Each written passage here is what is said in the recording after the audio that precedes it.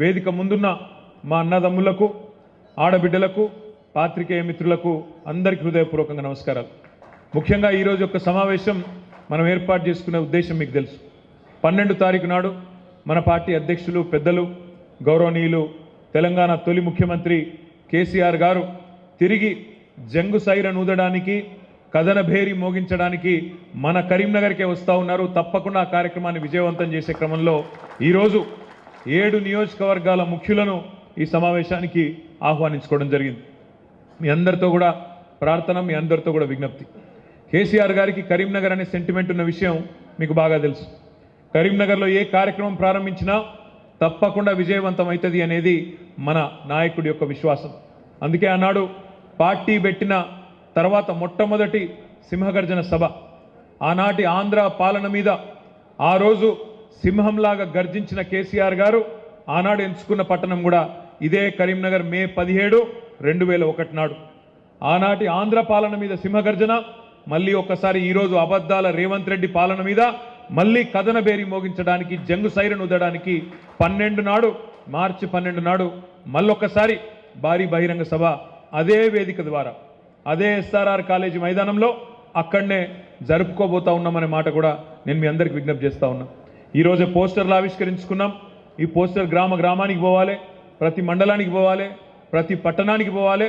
వేలాదిగా ప్రతి నియోజకవర్గం నుండి కూడా తరలి వచ్చి మన నాయకులు, కార్యకర్తలు, మన ముఖ్యమైన మన క్యాడర్ అంతా కూడా వచ్చి కరీంనగర్లో జరిగే ఈ బహిరంగ సభను బ్రహ్మాండంగా విజయవంతం చేయవలసిన బాధ్యత మన మీద ఉన్నదనే మాట నేను మీకు గుర్తు చేస్తూ ఉన్నా.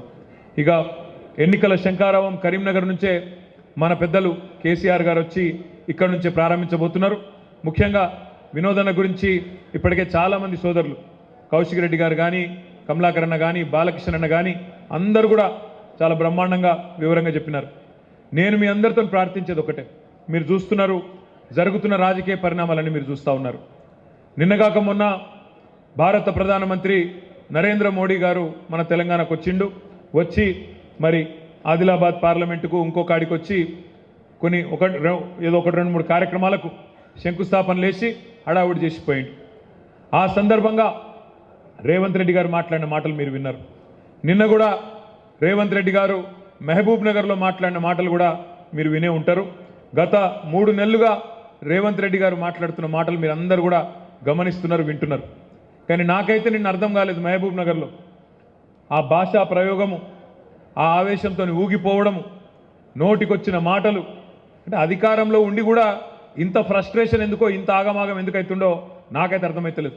మీరు చూసుంటారు నిన్న ఆయన మాట్లాడుతున్నాడు, నేను జేబుల కత్తెర పెట్టుకొని తిరుగుతున్నా, ఎవరన్నా పిచ్చి పిచ్చి పనులు చేస్తే గొంతు గోస్తా, కడుపు జింపుతా, మీ పేగులు మెడలేసుకొని తిరుగుతా. ఇది ఒక ముఖ్యమంత్రి గారు మాట్లాడిన మాటలు. నిన్న మా ప్రభుత్వాన్ని ఏమన్నా చేస్తే మానవ బాంబులు అవుతామని మాట్లాడుతున్నాడు. చాలా విచిత్రంగా అనిపిస్తున్నది నాకు తెలియక అడుగుతా, జేబుల కత్తెరలు పెట్టుకొని ఎవడు తిరుగుతాడే? జేబు దొంగలు తిరుగుతారు. జేబుల కత్తెరలు పెట్టుకొని తిరుగుతాడు ఎవడన్నా ముఖ్యమంత్రి, ఎవడన్నా రాజకీయ నాయకుడు జేబుల కత్తెర పెట్టుకొని తిరుగుతున్నా అని చెప్తాడు. ఇక గసంటోడు మన ముఖ్యమంత్రి, మన కర్మ. మీరు చూడండి ఆయన మాటలు, చూడండి ఆయన ఫ్రస్ట్రేషన్ చూడండి. సెక్రటేరియట్లో మాట్లాడతాడు, నేను ఇక్కడ ఏదో ఉంటుంది అనుకొని వచ్చినా, లంకె బిందెలు ఉంటాయి అనుకొని వచ్చినా, ఇక్కడ లంకె బిందెలు లేవు, అన్ని ఖాళీ కుండలు ఉన్నాయని చెప్తుండు. లంకె బిందెల కోసం గడ్డపారలు పట్టుకొని, తటపారలు పట్టుకొని, నెత్తి మీద దుప్పటి కప్పుకొని అర్ధరాత్రి ఎవరు తిరుగుతారు? మరి ఈయన గతంలో ఏం చేస్తున్నారో నాకైతే తెలియదు. కానీ ఈ లంకె బిందెల కథ అయింది, జేబుల కత్తెరల కథ అయింది, అసలు ముఖ్యమంత్రి స్థాయిలో మాట్లాడే మాటలేనా? ఆ ఫ్రస్ట్రేషన్ ఏంది? ఆ ఊగిపోవుడు ఏంది ఆవేశంతో? ఇంకా దిక్కుమాలిన పదం ఏంటంటే మానవ బాంబులు అవుతారట. రేవంత్ రెడ్డి గారికి నేను చేసే విజ్ఞప్తి ఒకటే, మానవ బాంబులు ఇవి అవి కాదు, నీ పక్కనే ఉన్నాయి కాంగ్రెస్ పార్టీల బాంబులు. ఎవరో కాదు నీ కూల్చేది, నీ పక్కనున్న బాంబులేమో నల్గొండ బాంబు, ఖమ్మం బాంబు, వాళ్ళే నీ గవర్నమెంట్ మీద వాళ్ళే చేస్తారు. చేసేదంతా మేమేం చేయం. మేము మనస్ఫూర్తి కోరుకుంటున్నాం రేవంత్ రెడ్డి గారు, నువ్వు 5 ఏళ్ళు నిక్షేపంలాగా ఉండాలి, 5 ఏళ్ళు ఉండాలి. నువ్వు ఇచ్చిన 420 హామీలు అమలు చెయ్యాలనే డిమాండ్ చేస్తున్నాం, చెయ్యాలనే కోరుకుంటున్నాం. ఎందుకంటే ప్రజలకు తెలిసి రావాలి, ప్రజలకు కూడా తెలిసి రావాలి ఖచ్చితంగా. ఎవరు గుర్రమో ఎవరు గాడిదో ప్రజలకు కూడా తెలిసి రావాలి. ఎందుకంటే ప్రజలకు తెలుస్తుంది, వెలుగు చీకటి రెండు చూస్తేనే వెలుగు విలువ తెలుస్తుంది. కేసీఆర్ను రేవంత్ రెడ్డిని ఇద్దరిని చూసినాకనే ప్రజలకు కూడా మన నాయకుడి యొక్క గొప్పతనం ఏందో తెలుస్తుంది అనే మాట కూడా ఈ సందర్భంగా నేను విజ్ఞప్తి చేస్తా ఉన్నా.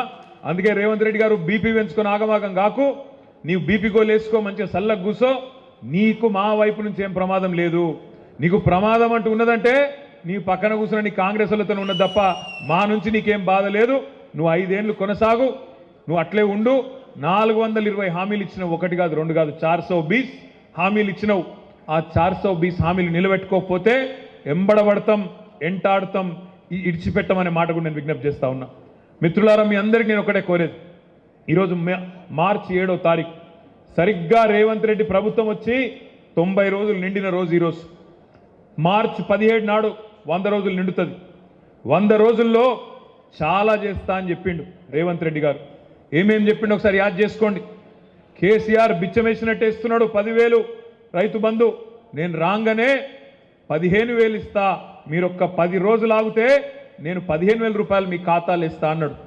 రైతు బంధు కాదు, రైతు భరోసా అన్నాడు. వచ్చిందా భరోసా? వచ్చినా రైతు బంధు? రైతు భరోసా కాదు, 15,000 కాదు, ఆ 10,000కే దిక్కులేని పరిస్థితి. ఇలా రైతులు పాపం కొంతమంది మోసపోయి ఓట్లు వేసిండ్రు, వాళ్ళు బాధపడుతున్నారు, ఆగమవుతున్నారు. అయ్యో అనుకోకుండా వీళ్ళ దొంగ మాటలు నమ్మి, మోసపు మాటలు నమ్మి ఓట్లు వేసినాం కదా, మరి కేసీఆర్ ఇచ్చే రైతు బంధు కూడా వడకపాయే కదా అని చెప్పి ఇలా ఒకళ్ళ ముఖాలు ఒకళ్ళు చూసుకుంటా ఉన్నారు. మన దగ్గరకు వస్తలేరు, వచ్చి చెప్పేందుకు కొద్దిగా అభిమానం అడ్డం వస్తుంది. మరి ఓటేమో వాళ్ళకేస్తే మీ వీళ్ళని అడిగితే ఎట్లా అని చెప్పి కొద్దిగా పాపం కింద మీద అవుతా ఉన్నారు. వాస్తవం ఏంది అంటే ఈ ముఖ్యమంత్రి గారికి ఈ రోజు వరకు కనీసం రైతు బంధు ఇచ్చే ముఖం కూడా లేదు, రైతు బంధు ఇచ్చే తెలివి కూడా లేదు అనే మాట ఇలా గ్రామాన రైతులే చర్చ పెడుతున్నారు.